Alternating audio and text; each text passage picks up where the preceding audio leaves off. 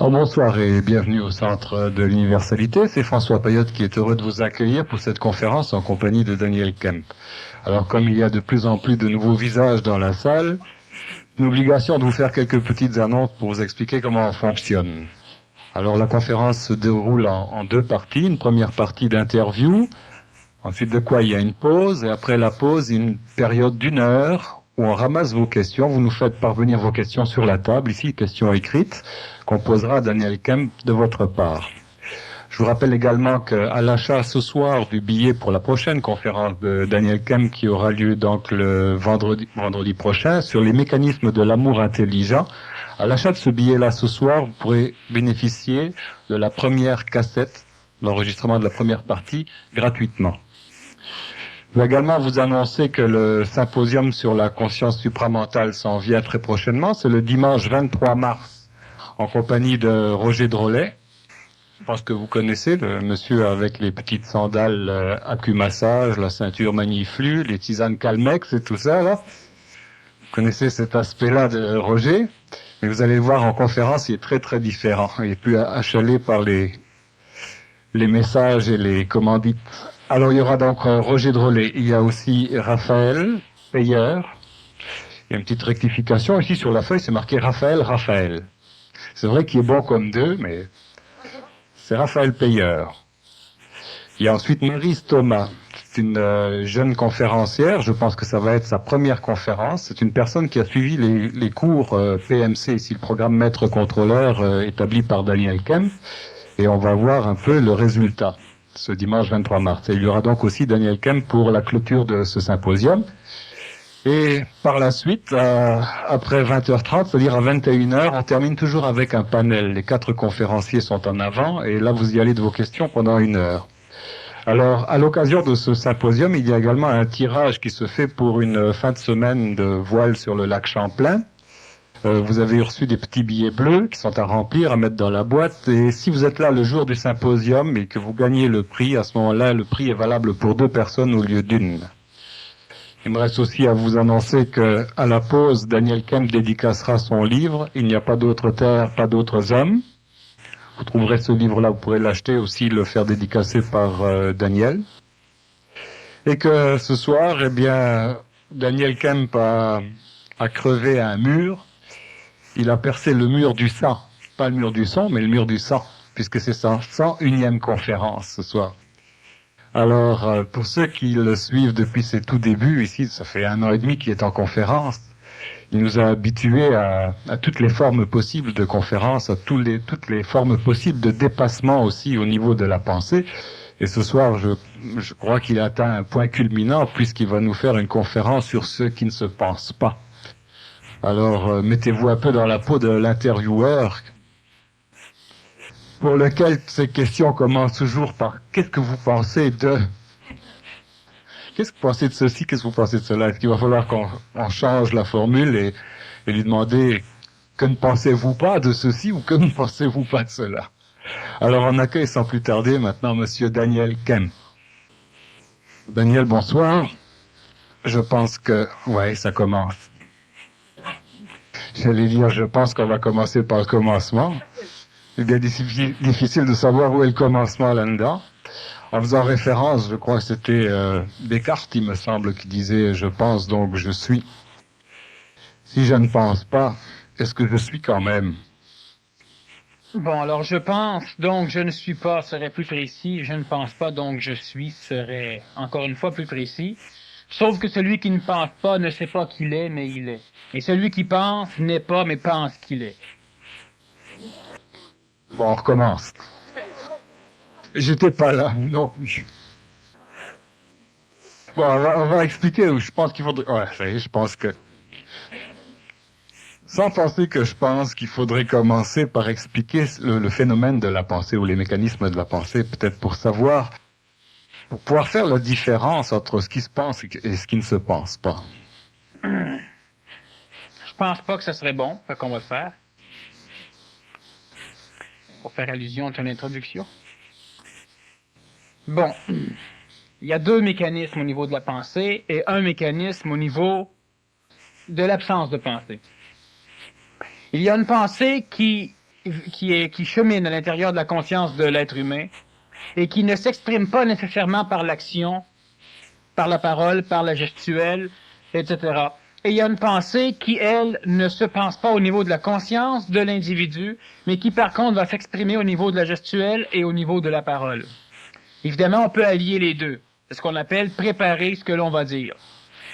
Alors, tout ce que François a donné, ou tout ce que je dis présentement, ou normalement, lorsque deux êtres humains vont discuter ensemble, font partie du deuxième phénomène de la pensée, c'est-à-dire qu'ils n'ont pas le temps de voir ce qu'ils pensent dans leur conscience, parce qu'ils l'expriment instantanément ou immédiatement au fur et à mesure que cette pensée apparaît chez eux. Cela veut dire que je demande par exemple à François, je pose une question, je vais l'interviewer un petit peu. Que penses-tu de la couleur de ce pamphlet? Alors, tu réponds. Qu'est-ce que je pense de la couleur de ce pamphlet? Ce qu'il vient de dire fait partie, il n'y a pas pensé à ce qu'il allait dire, mais il l'a dit. Alors, ça fait partie du deuxième phénomène de la pensée, c'est-à-dire que c'est un mécanisme de pensée qui n'a pas le temps d'être mémorisé avant d'être servi. C'est un réflexe. Exactement. Alors, ce qui fait que si nous discutons tous les deux de ta cravate, par exemple, ou de mon absence de cravate, on peut se mettre à parler. Alors, on va penser à haute voix, ce qu'on appelle discuter. C'est un mécanisme de la pensée, mais on peut aussi penser dans notre tête. Alors, les moines disaient souvent que l'homme, avant de parler, doit tourner 7 fois sa langue dans sa bouche. Lorsque j'étais jeune, j'ai déjà essayé ça et je pensais à tourner ma langue 7 fois dans ma bouche, ce qui fait que je ne pensais pas à ce que j'allais dire. Et lorsque je parlais, c'était comme si je n'avais rien dit, rien fait. Ça ne changeait rien. De ces deux mécanismes de pensée, celui où l'homme est là, il réfléchit. Il pense à ce qu'il peut dire, ou il pense à ce qu'il peut faire. Et celui où l'homme, sans être conscient de sa pensée, parle ou bien agit, ces deux mécanismes sont reliés à la même source, à l'expérience, donc à une forme de programmation mémorielle. Tandis que ce qui ne se pense pas, la faculté d'avoir un savoir instantané, la faculté de pouvoir répondre à n'importe quelle question, sans savoir au préalable la réponse, sans même en savoir les données au préalable, c'est quelque chose de neuf au niveau de l'être humain, d'une façon collective, d'une façon de groupe, et c'est quelque chose qui fait peur à l'homme ancien, à l'être ancien, à la femme ancienne. Le fait de dire, par exemple, je prends quelqu'un ici parmi l'assistance et je lui dis, viens m'interviewer. Alors la personne va dire, alors, je suis pas prête, je sais pas, voilà. Cette personne se réfère à son expérience. Donc, elle n'a pas, selon elle, ce qu'il faut dans son expérience mémorielle pour arriver à penser convenablement pour m'interviewer ou pour faire une conférence. Tandis que la personne qui est reliée au savoir spontané, elle n'a pas besoin de se préparer. Elle n'a pas besoin d'être préparée. Si elle s'assoit ou si on lui pose une question, eh bien, elle répond. Alors, c'est simple. Ça ne fait pas transpirer, ça ne donne pas le trac, ça n'énerve pas, ça permet à cette personne de jouer au tennis, 5 minutes après avoir pris une douche, de venir faire une conférence et de retourner sa partie de tennis après la conférence, sans qu'aucun stress égoïque ne soit parvenu à sa conscience. Qu'est-ce que la pensée? Je pense, donc je suis. Totalement faux. Je ne pense pas, donc je suis serait plus vrai. Mais je ne pense pas, donc je suis ne peut pas être pensé. Parce que si on pense qu'en ne pensant pas on est, c'est qu'on pense. Donc on pense, donc on n'est pas. Au niveau de l'être nouveau, il y a souvent des choses qui paraissent paradoxales. Lorsque l'on dit l'être nouveau aime parce qu'il n'aime pas, l'être ancien n'aime pas parce qu'il aime, c'est paradoxal. Lorsque l'on dit je pense donc je ne suis pas, je ne pense pas donc je suis, cela aussi paraît paradoxal. Pour être, il faut être capable d'être. C'est-à-dire que pour exister dans un monde qui s'appelle l'actuel, dans un monde qui s'appelle le présent, mais un présent réduit à l'instantanéité, un présent qui n'ose pas s'attacher au présent. pour se transformer en passé et en mémoire du passé. Pour être, on doit être vivant. Paradoxe, la personne qui a dit cela le premier est morte dernièrement. Krishnamurti. Mais effectivement, l'homme qui vit dans son passé n'est pas dans le présent. C'est-à-dire que l'homme qui pense n'est pas en affinité, n'est pas en résonance avec l'instantané. Donc, il ne peut pas avoir un savoir instantané. On va revenir sur le savoir instantané. Le fait de pouvoir penser, le fait d'être capable de réfléchir, une forme d'énergie dans un miroir qui porte le nom de conscience, amène l'homme à accumuler de ce savoir. Il amène l'homme à accumuler de l'expérience, de la connaissance. C'est-à-dire que l'homme est constitué par une forme d'énergie que l'on connaît sous le terme d'ego, ce que j'appelle aussi la psychologie. L'étude de l'âme, psychologie. L'homme est constitué par une âme. Prenons un exemple terre à terre, facilement perceptible par tout le monde. Vous pensez dans la langue où vous parlez. Celui qui est bilingue peut aussi penser dans 2 langues. Celui qui est trilingue peut aussi penser dans 3 langues. C'est-à-dire que celui qui est bilingue, lorsqu'il parle en anglais à un anglais, pense en anglais. Lorsqu'il parle en français à un français, pense en français. Vous n'êtes pas capable, présentement, de penser en russe, en tchèque, en espagnol pour ceux qui ne parlent pas l'espagnol, en pérouvien, en quiché, pour la simple raison que vous n'avez pas appris ces langues ou ces dialectes. Donc, vous ne pouvez penser qu'à partir de la langue que vous avez appris.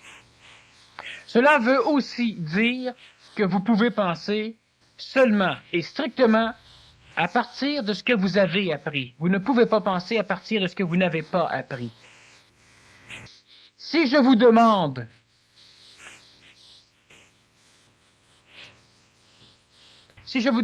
de me parler de physique nucléaire, pour la grande majorité, vous ne pourrez pas. Parce que vous n'avez pas appris. Si je vous demande de me donner la vitesse de la lumière, pour la majorité, vous ne pourrez pas. Parce que vous ne l'avez pas appris. Et regardez le dilemme dans lequel l'être humain est placé par le fait qu'il ne peut penser à rien de neuf, mais qu'il ne peut créer qu'une illusion de neuf embrassant le passé. Êtes-vous capable de réfléchir à quelque chose que vous ignorez? Non. Est-ce que certains parmi vous savent ce qu'est l'animal qui porte le nom de marsupilami? Pas tous. Alors ceux qui ne savent pas ne peuvent y penser. Par contre, si je vous demande, savez-vous à quoi ressemble un hippopotame? La grande majorité, vous allez être capable de visualiser l'hippopotame, parce que vous l'avez appris. Mais savez-vous ce qu'est un archéoptéryx? Ou ce qu'était, pour être précis?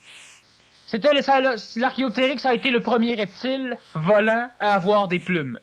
C'était l'un des descendants des dinosaures, du ptérodactyle, du rhamphorhynchus, on pourrait en nommer.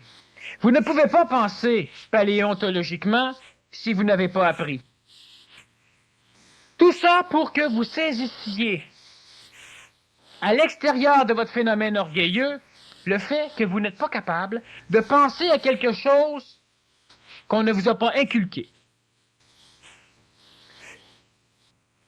Vous n'êtes pas capable de penser à quelque chose qui n'a pas été mémorisé d'une façon quelconque au courant de votre vie, consciemment ou inconsciemment par vous. Alors, ce mécanisme de la pensée, vous pouvez penser à partir de ce que vous savez. Vous n'êtes pas capable de me dire de quelle façon est construit un distributeur d'auto, pour ceux qui ne savent pas. Alors, le mécanicien ou celui qui a appris un peu de mécanique peut m'expliquer à quoi servent les petits balanciers dans un distributeur d'auto. Mais ceux qui n'ont pas appris ne peuvent pas. C'est là la limite de la pensée humaine. Et ce soir, vous devez arriver à bien cerner la limite de cette pensée. Traditionnellement, à l'échelle de la planète, on essaie d'inculquer à l'homme le pouvoir de la pensée, la puissance de la pensée, alors que la pensée est la puissance de l'ignorance. La pensée humaine essaie de constituer des choses sur ce qu'elle ne comprend pas et sur ce qu'elle ne perçoit pas. Elle est un mécanisme de désordre. Ce que l'homme ne voit pas, il essaie de l'imaginer. Et la pensée est l'une des facultés expressives de l'imagination. On dit que la pensée peut guérir. C'est vrai, à la seule condition qu'elle cesse de rendre malade. Mais elle ne peut pas guérir. Elle peut empêcher la maladie, c'est-à-dire qu'elle peut cesser de rendre le corps malade en puisant dans l'énergie vitale et dans l'énergie physique l'essence même de son existence, de sa pensée. Pensez à être pauvre, vous serez pauvre. Pensez à être riche, vous ne serez peut-être plus pauvre, mais vous ne serez pas riche. Pensez à être malade, ou pensez d'une façon maladive, vous serez malade. Pensez d'une façon constructive fait que vous allez cesser de penser d'une façon maladive, alors les maladies créées par votre façon de penser vont disparaître. Là, il y a guérison par la pensée. Mais plus loin, on ne peut pas. La pensée est limitée. Alors on va essayer de convaincre l'humanité, et ça c'est l'une des phases manipulatives, des forces d'involution planétaire.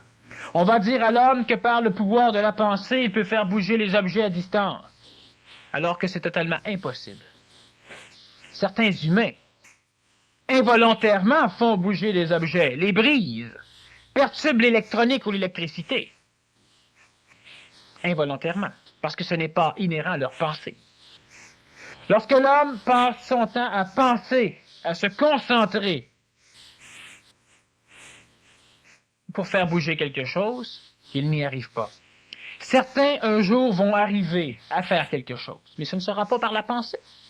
Mais vu que leur pensée a été canalisée vers cette action, ils vont croire que c'est l'un des résultats de la pensée. Une expérience PMC que je vous demande de faire, et j'aimerais que tout le monde vous participiez. Parce que c'est important que vous découvriez de quelle façon l'homme peut se faire charrier, de quelle façon l'humain peut se faire manipuler à rester imbécile, parce qu'il reste dynamisé sur une faculté limitée de ce qui le constitue, la pensée. L'homme n'arrive à rien avec la pensée. Il pense arriver, il pense penser. Alors on fait une expérience bien simple. Pour ceux qui ont suffisamment d'ego et d'orgueil pour être gênés, essayez quand même. On va prendre son bras droit et on va le laisser pendre à côté de soi. Et que c'est donc facile. Et là, on va découvrir que la pensée est une faculté tout à fait limitée de l'homme. Mais qu'il y a quelque chose d'autre. Alors, on se concentre par la pensée pour faire en sorte que notre bras lève. Que notre bras se lève. Alors, on se concentre, on fait, mais faites-le, essayez. Par la pensée de faire bouger votre bras. Remarquez que la majorité des imbéciles essaient de faire bouger quelque chose, alors que le bras qui est relié à leur propre conscience cérébrale ne bougera même pas par la pensée.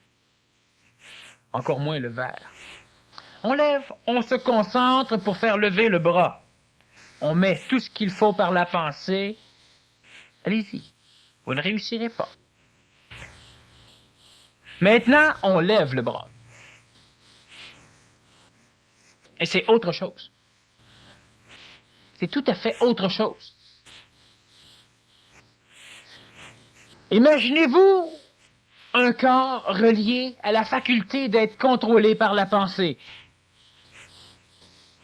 Ça ne serait même pas viable. Vous devriez penser à respirer, à faire circuler le sang, à sécréter les hormones, à équilibrer le corps, etc., etc., etc. Mais ce n'est pas tout.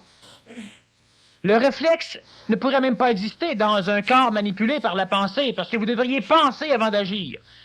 Et la pensée est extrêmement lambineuse. Le corps en mourrait rapidement. Vous conduisez une automobile et vous devez penser chaque fois que vous devez éviter quelque chose. Vous éviterez pas grand-chose. On vous lance quelque chose, vous devez penser avant d'agir. Lorsque vous allez penser qu'il faut agir, il sera trop tard. Vous jouez au ping-pong, pensez à vos coups en jouant au ping-pong. Non.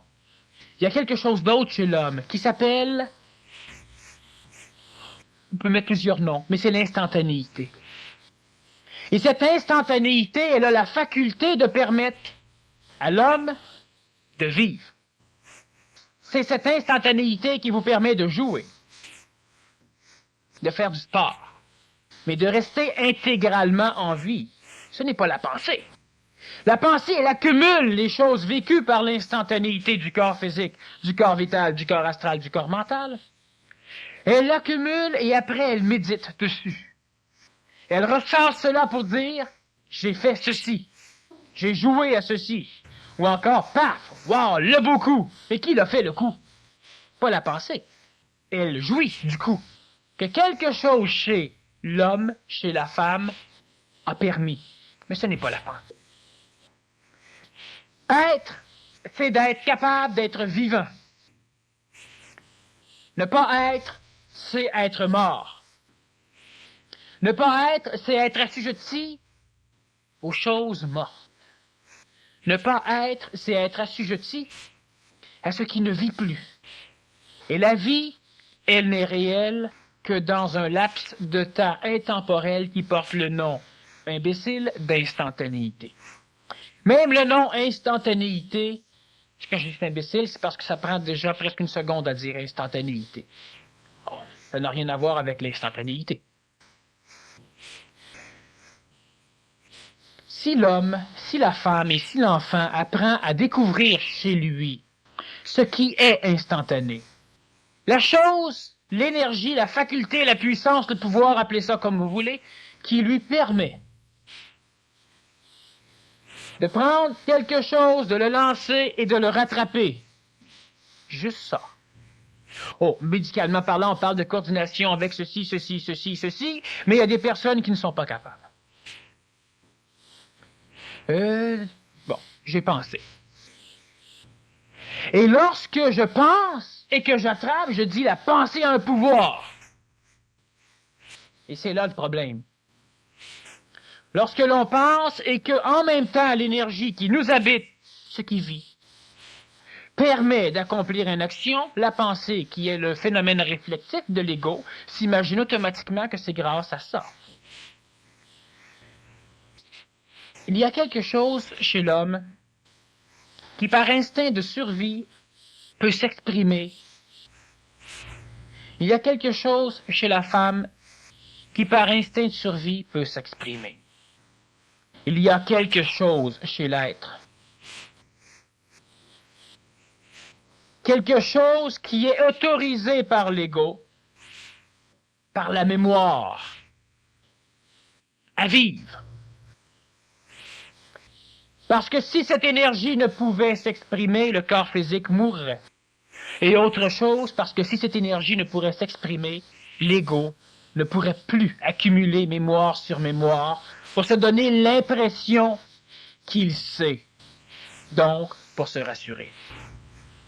Cette faculté peut porter un autre nom, énergie intentionnelle. La seule énergie créatrice qui permet l'homme et qui permet à l'homme d'être. Mais les noms, c'est pour se comprendre. Sachez ceci, lorsque vous pensez en vue de régler un problème, vous essayez de régler le problème à partir de votre expérience. Plus un être humain a de l'expérience dans un domaine, plus il se sent sécure dans ce domaine. Ce qui limite encore une fois sa possibilité d'évolution. Parce que s'il est sécure dans une religion, il fuira le reste, ou il sentira de l'insécurité. Parce que s'il est sécure dans la mécanique, il fuira le reste de toutes les conditions matérielles qui peuvent lui permettre un jour de s'améliorer. La sécurité par la pensée ou par l'expérience fait que vous allez refuser un jour d'avoir d'autres formes d'expérience. Vous faites 2-3 sports, pourquoi en faire d'autres? On est bien dans ceux-là. Vous faites 2-3 études, pourquoi commencer dans quelque chose de totalement différent? On est bien. Sauf si on manque notre coup, on recherche la sécurité. Il y a quelque chose chez l'homme d'intelligent, non pas d'intellectuant, c'est-à-dire non pas relié à la pensée. C'est-à-dire non pas relié aux mémoires. Vous pouvez penser qu'à partir de vos mémoires. Et c'est pourquoi la pensée est morte. La pensée, ce n'est pas quelque chose de vivant, c'est quelque chose d'inexistentiel dans l'étape d'être, dans l'instant présent. Si vous oubliez tous vos mémoires, vous ne pouvez plus penser. Vous allez agir dans le vivant, comme un bébé qui vient de naître. Vous allez réagir aux stimuli immédiats sans les enregistrer, jusqu'à temps que le corps ait la faculté biochimique d'enregistrer la mémoire. Alors là, vous allez commencer à accumuler de l'expérience, vous allez pouvoir commencer à penser.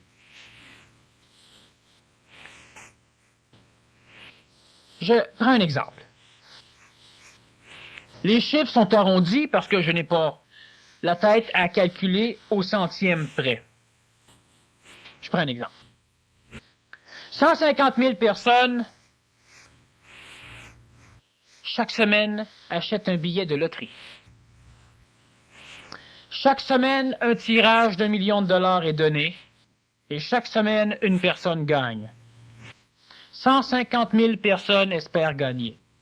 C'est un phénomène typique de la pensée, mais non pas de l'intelligence spontanée.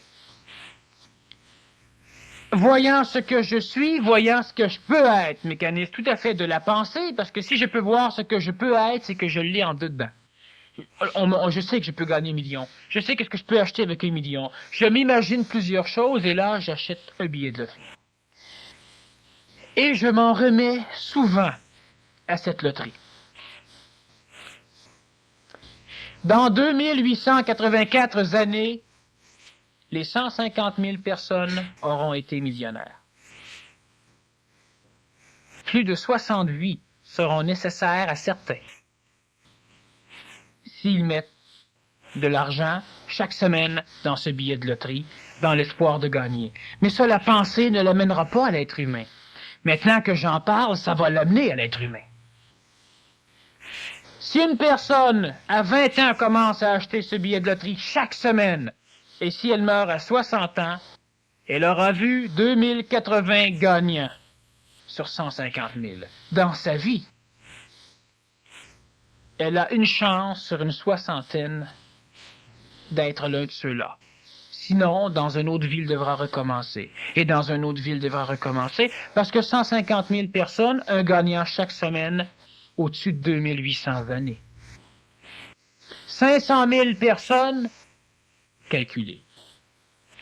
Mais la pensée ne pense pas ça, la pensée. La pensée, elle pense que oui, mais si je gagne. Oh, ça peut être amusant de mettre 1 dollar ou 2 ou 10 par semaine. Ça peut être amusant. Si c'est juste amusant, amusons-nous. Mettre 1 dollar ou mettre 5 dollars pour voir un film, ou amusons-nous. C'est parfait, ça relaxe.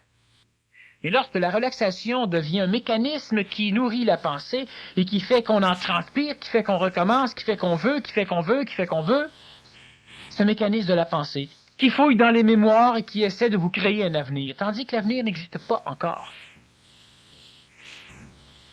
Être spontané veut dire être capable de ne plus penser. Être capable de ne plus penser tout en étant attentif, tout en étant alerte, tout en étant disponible à la vie. Cela veut dire que depuis le début de cette conférence, et depuis que je fais des conférences, je ne pense pas. Lorsque je dis que je fais des conférences parce que j'apprends, c'est vrai. N'ayant pas besoin de me préparer, je parle. Je parle, simplement, je parle.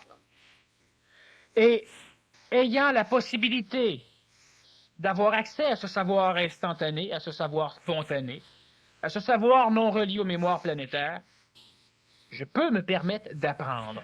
Mais j'apprends plus vite que n'importe quel être humain, pour la simple raison que je n'ai pas besoin d'attendre qu'on ait suffisamment transformé le passé pour en créer un présent. Il a su qu'il devrait travailler s'il voulait vivre. Alors il a marché pendant une journée à contourner ce lac qu'il croyait aussi reconnaître. Et c'est là la mémoire expérientielle. C'est là qu'elle peut tromper l'homme. Après avoir fait le lac, il n'a toujours pas retrouvé ce qu'il cherchait. Mais il a trouvé une cabane. La nuit revenait. Il est rentré dans la cabane. Il y avait une truie, non pas un cochon, un poêle à bois, du bois, quelques boîtes de conserve, une couverture de plastique et des sacs en polythène. Alors il a allumé son feu de bois, il s'est réchauffé, il a dû découper ses bottes pour les ôter. Mais avant, il a dû mettre ses pieds dans la truie pour faire fondre la glace. Et lorsqu'il a retiré ses bottes et ses bas, ça sentait mauvais. Il ne sentait pas ses pieds, ils étaient durs comme des blocs de glace. Après avoir mangé, il est ressorti, il a mis des sacs de polythène autour de ses pieds, ses bottes ne faisaient plus, et il a marché une autre journée, après avoir su où il allait. Après une autre journée, il s'est rendu compte qu'il ne savait toujours pas où il allait. Mais il était chanceux parce qu'il a trouvé un deuxième chalet sur le bord du même lac avec une chaloupe. Dans ce chalet, il s'est rendu compte qu'il avait perdu l'un de ses sacs de polythène, donc il avait marché nu-pied une journée de temps, sur un pied. Notre bonhomme s'est assis, il a commencé à avoir peur. Certains diront, il était temps. Le lendemain, il a essayé de mettre la chaloupe à l'eau. Il a manqué son coup, il a glissé, il est tombé dans l'eau. Alors il est revenu se réchauffer. Une autre journée. Il a réussi à mettre sa chaloupe à l'eau, il a traversé. Et de l'autre côté, il est monté sur le bord du lac, il a rencontré une route. Un camion de l'Hydro-Ontario passait par là, il l'a ramassé. Les médecins vont dire que c'est incroyable, ce bonhomme a vécu. C'est formidable. C'est pas stupide. L'autre phénomène humain, c'est un indigène, descendant des Mayas, qui, dans une jungle dense, se perd, lui aussi, parce qu'il a suivi des sentiers pour aller à la chasse, et il s'est trompé de sentier. Il avait cru reconnaître les sentiers, et ce n'étaient pas les bons sentiers. Après 1h30 de marche, les sentiers disparaissent. Alors à la machette, il poursuit, croyant reconnaître des têtes d'arbres. Et après un moment, il se retourne vers nous et il nous dit « Je ne sais plus ce qu'on est ». Alors notre bonhomme s'éloigne de nous. Et il commence à regarder la tête des arbres, à faire le tour 360 degrés. Il respire, il sent. Il est totalement déconnecté de ses mémoires. Et il vient nous voir, il dit, par là-bas, on s'en va. Alors nous, on suit. Parce que nous, n'importe où, c'est pareil. Alors on suit, après une autre demi-heure, il arrête. Et il fouille. Il découvre qu'en passant en contournant une lagune, on va arriver direct. C'est plein d'eau, c'est plein de serpents, c'est dangereux. Alors il préfère prendre un autre détour qui va être plus rapide en temps, mais plus long en distance. Un autre détour qui peut le perdre. Il ne peut plus être perdu parce qu'il est devenu un être vivant. Alors on contourne par un autre chemin, il arrête encore, il grimpe sur une vieille souche, il respire, il sent, il descend, il dit c'est par là. À la machette, on ouvre un chemin dans une espèce de grande jungle où on n'a que des grandes plantes vertes, où on ne voit absolument rien sauf les plantes qui tombent frayant le chemin. Et au bout d'une vingtaine de minutes, on arrive en arrière de la hutte d'où on était parti. On n'arrive pas du tout par le même chemin, on arrive par un endroit où notre guide n'est jamais arrivé. On est arrivé direct dessus. Pourquoi? Et là, si les médecins l'observent, ils vont dire « Ah, mais c'est normal, c'est un indigène, il a le sens de l'orientation. » Et l'autre qui n'a pas le sens d'orientation, c'est formidable. L'un des deux est relié à sa mémoire du passé. Il pense. Et tant que l'expérience qu'il a peut réellement être placée en affinité avec l'actuel, ça fonctionne, la pensée. L'homme peut se permettre de penser que dans un cadre connu. Mais dans un cadre non connu, c'est un danger de penser. Notre guide a cessé de penser, parce que quelque chose de vivant chez lui a dit que si tu veux retrouver ta cabane et ne pas passer la nuit dans cette jungle, faudra que tu t'attaches à la vie. Le savoir instantané, il s'est branché, il a observé, il n'a rien vu, mais il a su. Il a su par où aller. Il a su quels étaient les chemins les plus faciles, quels étaient les chemins qui en temps seraient les plus courts. Il a su. Comment? Ah, il ne le sait pas. C'est par là. On veut l'astiner? Pas de problème. Bye bye. Lui s'en va par là. Il peut donc se permettre, comme d'autres indigènes plus sauvages que j'avais rencontrés dans la jungle du Guatemala, il peut donc se permettre d'aller à la chasse. Ils partent à la chasse dans la jungle, ils reviennent 4-5 jours après. Savez-vous combien d'êtres humains présentement dans un territoire connu, dans un territoire industrialisé, comme prenons l'exemple du Québec, pourraient partir dans une forêt, même une forêt connue, une semaine de temps et marcher sans arrêt pour revenir exactement au point de départ, sans boussole, sans carte? Pas beaucoup. Provencher, peut-être, mais dans la forêt, ils ne pensent pas. Certains montagnais, peut-être, mais dans la forêt, ils ne pensent pas. Et remarquez que dernièrement, on a même des Amérindiens qui se perdent. Et les forces canadiennes sont obligées de partir à leur recherche. Parce que ce sont des êtres qui sont de plus en plus civilisés. Et ils se perdent. Le savoir spontané n'est pas là strictement pour permettre à l'homme de garder son véhicule physique en bon état. Il est là aussi pour permettre à l'homme de savoir ce qu'il est. Alors, l'homme ne se pose plus de questions, parce que se poser une question, c'est penser. Mais c'est intéressant pareil de répondre à des questions qu'on ne se pose pas. C'est ce que je fais. C'est pourquoi je veux que vous me posiez des questions. Parce que si je regarde, moi, j'en ai pas à poser. Alors, j'aime bien répondre. Mais je n'ai pas de questions. J'ai besoin d'un intervieweur de temps en temps. Me poser des questions. Une chose qui est essentielle à saisir, c'est qu'on a instruit le Québécois, on a instruit le Canadien, on a instruit l'humain qu'il était un être médiocre. Qu'il était un être assujetti à sa pensée. Et cela a été vrai pendant quelques millions d'années. Lorsque l'homme est assujetti à sa pensée, on peut le programmer, on peut le collectiver et on peut décider pour lui. Parce qu'il ne peut pas penser s'en sortir, vu que jamais il n'a appris qu'il pouvait s'en sortir. Lorsqu'un être humain commence à dire « c'est vrai, mais je pourrais être libre », c'en est fait de la tyrannie. Mais tant que l'être humain n'a pas l'idée qu'il peut s'en sortir, il reste dedans. On va dire c'est vrai et on peut dire c'est faux. Tant que l'esclave ne sait pas qu'il peut s'en sortir, il est bien esclave. Tant qu'un peuple ne sait pas qu'il peut renverser le tyran, il est bien. Vous savez que lorsque les Allemands sont pénétrés à Paris, beaucoup, et même la majorité des Français, pensaient que les Allemands étaient intuables, ils étaient immortels. On ne pouvait pas tuer un Allemand, on tirait dessus et les balles ricochaient. Alors on n'a pas essayé. Et à un moment donné, certaines personnes suffisamment frustrées ont décidé de tirer dessus juste pour les écœurer. Qu'est-ce qu'ils ont fait? Ah, ça s'est su vite! Et on a organisé la résistance. L'Allemand était un homme mortel.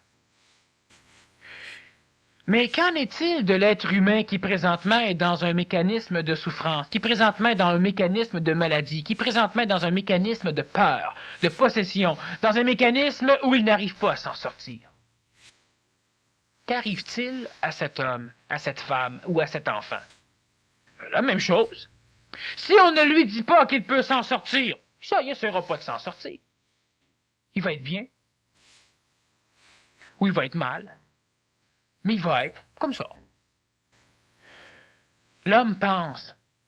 Et l'homme pense que seule la faculté de penser permet à un homme ou à une femme de monter dans une société. C'est de l'intellectualisme, de l'intellectuance, de l'intelligence passive, reliée à vos mémoires.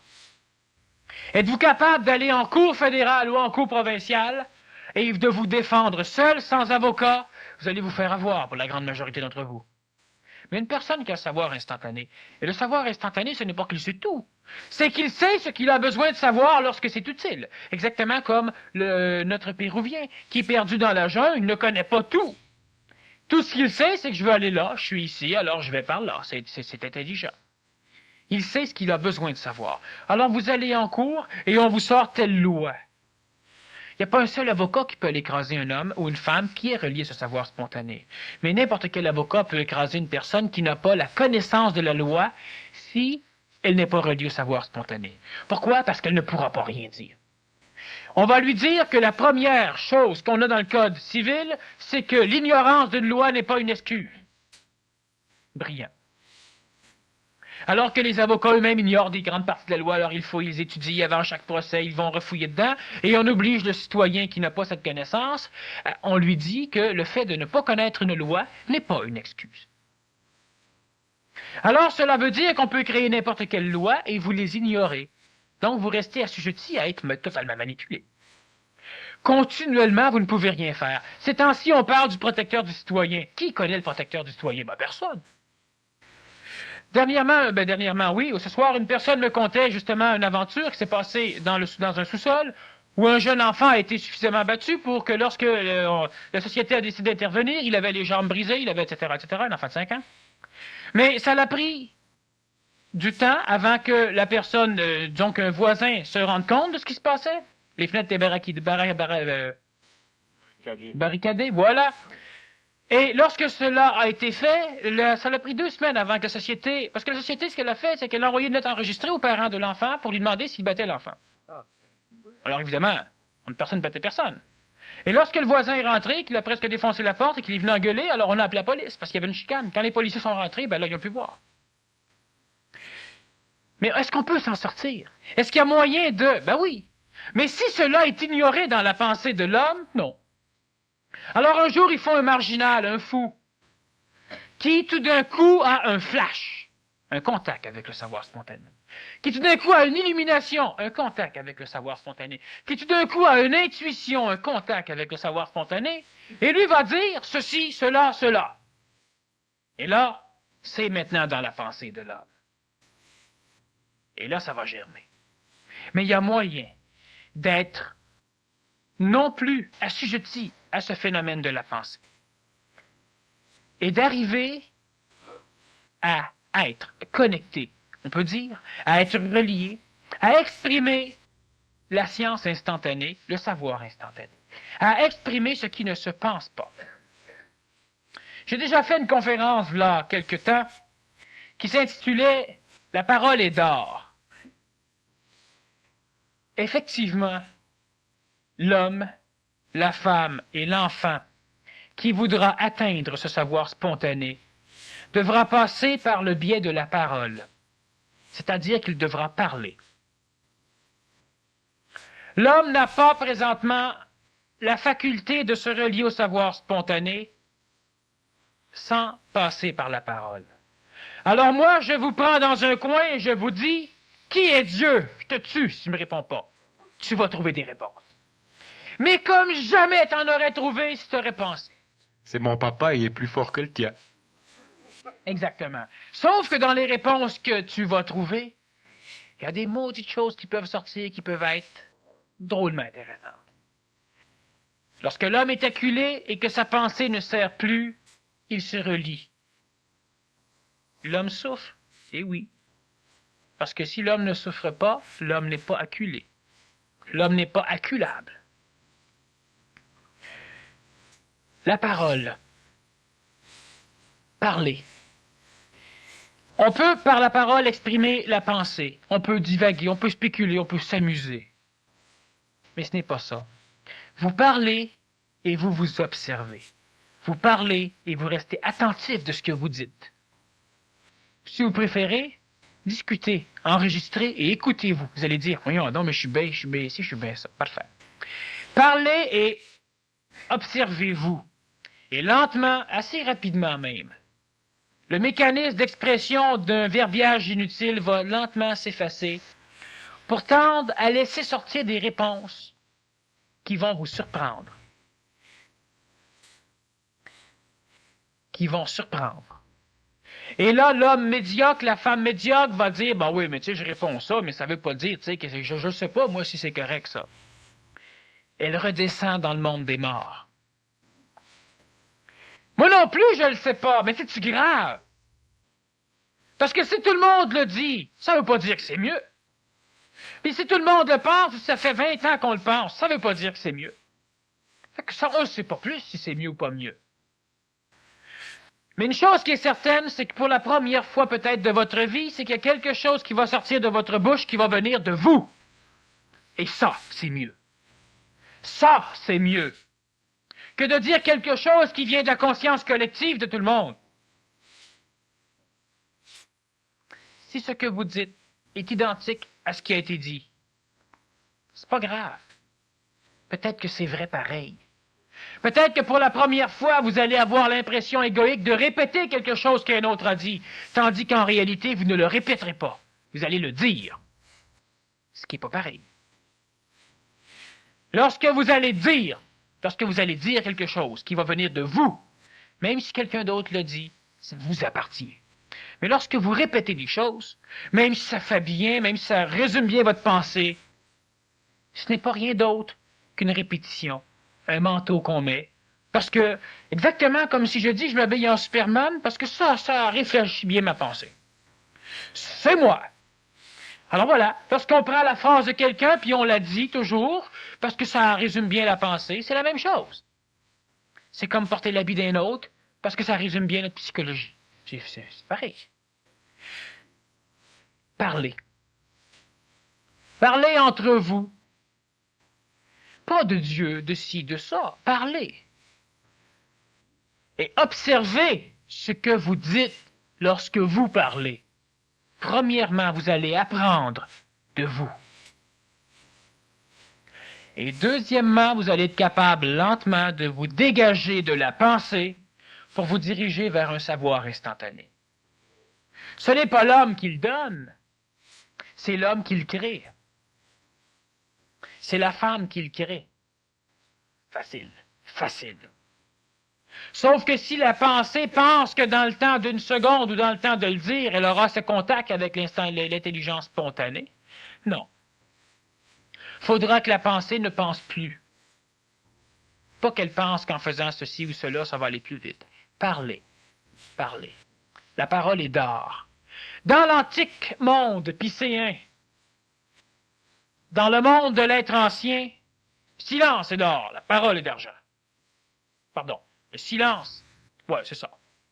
Mais au niveau de l'homme nouveau, le silence est d'argent, la parole est d'or. Mais il faut faire attention au verbiage inutile. Observez ce que vous dites. Vous allez rire. Et vous allez lentement apprendre de vous. Alors c'est intéressant de voir que ce que tu exprimes au niveau de la parole correspond à un aspect d'action et la pensée sa forme de réflexion, est un frein. Et que l'homme est vraiment heureux quand il est en action. On est toujours malheureux quand on est dans une situation d'inertie, d'inertie, c'est ça. Et à travers les exemples que tu as donnés, là, il m'en venait d'autres. Comment on pouvait comprendre à quel point la pensée était un frein de l'action. Si on prend le phénomène du vertige, par exemple, si on mettait une poutre ici je sais pas moi, d'un pied de large sur 100 pieds de long, et que j'essayais de marcher dessus, j'aurais pas de problème à aller jusqu'au bout. Mais si on met la même poutre entre les deux buildings de la place Ville-Marie, qu'est-ce qui se passe? Je pense. Et au moment où je pense, je tombe. La crainte s'empare de moi du phénomène de la pensée. C'est un très bon exemple. C'est exactement ce que fait la pensée. Parce que le somnambule, lui, connaît pas ça. Il pense pas. Donc, il peut se promener sur des gouttières, sur un toit, n'importe quoi. Tant qu'il y a personne qui le réveille pour lui faire prendre conscience, tant qu'il y a personne qui lui fait réaliser qu'il pourrait penser, il est en sécurité. Il n'y a pas de problème. Dès qu'il pense, il est fait. Pourquoi, dans un incendie, une personne est-elle capable de descendre par les fenêtres, par l'abri, pour arriver jusqu'en bas, tandis que dans un temps serein, elle se tuerait à faire ça? C'est complètement stupide. Mais à un moment donné, il n'y a plus de pensée. L'instinct de survie. L'énergie intentionnelle, la vie, ce qui préserve le corps, finit par passer, l'ego est parti sans entraîner le corps dans une panique. Parfait, la personne va s'en sortir. Il y a toujours moyen de s'en sortir. Il y a un exemple encore plus simple, tout le monde l'a déjà fait, vouloir traverser par exemple le salon ou lorsqu'on va chercher avec son plateau un repas dans un self, puis qu'on se promène avec le plateau avec des verres, puis sa soupe, etc. Plus on se concentre dessus, puis plus on en renverse, on n'avance plus. Puis si tu regardes les garçons de table, etc., dans les restaurants, ils pensent pas, ils avancent comme ça, ils passent avec 3 douzaines de verres au-dessus de la tête sur un plateau. C'est ceux qui sont assis qui passent quand ils Ouais, ouais. Il n'y a pas de problème, c'est drôle ça. En tout cas, ça illustre très bien donc cet aspect d'interférence de la pensée. Et j'ai retenu aussi dans ton exposé, dans la première partie, principalement que ce qui se pense, c'est ce qui est du passé, c'est ce qui est vieux et c'est ce qui est connu. Et tout ce qui ne se pense pas, c'est le contraire de ça, c'est ce qui est continuellement neuf, totalement inconnu, donc à découvrir. Ça ne peut pas se penser. Donc les mystères, ça ne devrait plus subsister, ça ne devrait plus exister pour quelqu'un qui ne pense pas, puisqu'il aurait accès à ce savoir spontané, il pourrait défaire le mystère. Dans le mystère, on nous dit, cherchez pas à comprendre, acceptez-le comme ça. Donc ça remet un peu la foi en question. Quelqu'un qui ne pense plus ou qui peut répondre à ce qui ne se pense pas, c'est-à-dire à l'inconnu, il n'y a plus de mystère pour lui, il n'y a plus de foi non plus. Ma foi, non. Non, le fait d'être totalement indépendant de ta mémoire fait que Dieu est ceci. Hein, quoi? Ah, Dieu est ceci. Ah, quoi? T'oublies. Tu oublies et tu t'en fous. Pour la simple raison que s'il se passe quelque chose, tu sais tout. Mais si tu veux savoir, tu vas reprendre ce que la personne t'a dit, mais tu dois pouvoir te le réapproprier ou te le redéfinir dans tes termes à toi ou dans ta façon de le voir. Tu n'es plus obligé d'accepter quelque chose comme une doctrine ou un dogme à ce moment-là. C'est pour ça que la foi n'est pas nécessaire à ce moment-là. Ben, la foi, de toute façon, c'est quelque chose qui disparaît au fur et à mesure que l'homme a accès à ce savoir spontané pour la simple raison que la croyance, la foi, qui est une croyance, disons, exagérée dans un concept, ne peut pas vivre lorsque tu sais. Alors, je crois qu'il y a de l'eau dans le verre. Ben là, je crois plus, je le sais. Alors, ça n'empêche rien. Il y avait de l'eau dans le verre, mais maintenant, je le sais. Et je sais aussi qu'il en manque ici. Je ne crois pas. Plus l'homme va vers ce savoir spontané, plus l'homme est totalement libéré de la peur qu'il a de vivre. Et la mort fait partie de la vie, c'est la vie. Tu vis une mort. Alors l'homme n'a plus peur, pour la simple raison que de toute façon, je meurs pas, donc je ne connais rien de la mort, et c'est tout à fait normal. Par contre, j'ai un problème là, je règle le problème, je connais tout du problème. Et une fois qu'il est réglé, je me dis pas que j'ai bien réglé. Le problème, quel problème? Là, je continue à vivre, moi. Et si tu veux discuter avec moi et tu me dis, qu'as-tu fait hier? Ben, c'est de l'instantané. Alors je vais te dire ce que j'ai fait hier. Mais je ne revis pas ce que j'ai fait hier. Je peux aller me connecter à ce savoir qui reste présent, le passé reste présent, c'est pour ça qu'on y a accès, et je te dis ce que j'ai fait hier. Je peux même te dire ce que tu as fait hier. Parce que je vais fouiller dedans ta mémoire à toi. C'est le même phénomène. On a des personnes qui apparaissent comme des génies pour la simple raison qu'ils ont la faculté non pas exclusive de fouiller dans leur mémoire, mais ils ont aussi la faculté de fouiller dans la mémoire des autres. Donc, de se relier à la connaissance planétaire, à fouiller dans ce ciel planétaire, dans l'astral collectif.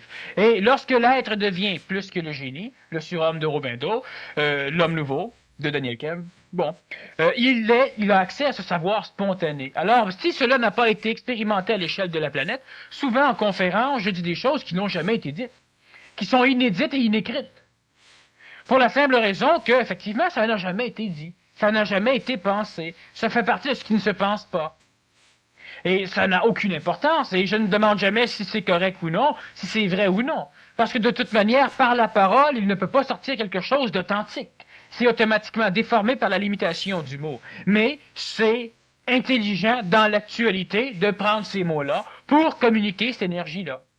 Alors moi, personnellement, je m'en fous. Je peux te parler de n'importe quoi, et je peux te dire que c'est vrai. Je peux te dire présentement quel problème mécanique il y a sur ton automobile. Mais est-ce que c'est vrai ou faux? Ça n'a aucune importance. Et l'ego, par exemple, je peux te dire que tu as un frein sur une de tes roues qui s'use inutilement. Et toi, tu peux dire, « Hey, mais c'est vrai, justement, j'entends. » Et là, tu es tout épaté. Mais tu peux aussi dire, « Bon, non, moi, je sais pas, parce que tu le sais pas. » Mais ça change quoi? Rien, rien. Sauf que chez l'homme ancien, lorsque tu arrives avec ton savoir spontané, il te prend immédiatement pour quelque chose que lui n'arrivera jamais à obtenir. C'est faux. Un être lié au savoir spontané, il a la faculté incroyable que l'homme ancien n'a pas.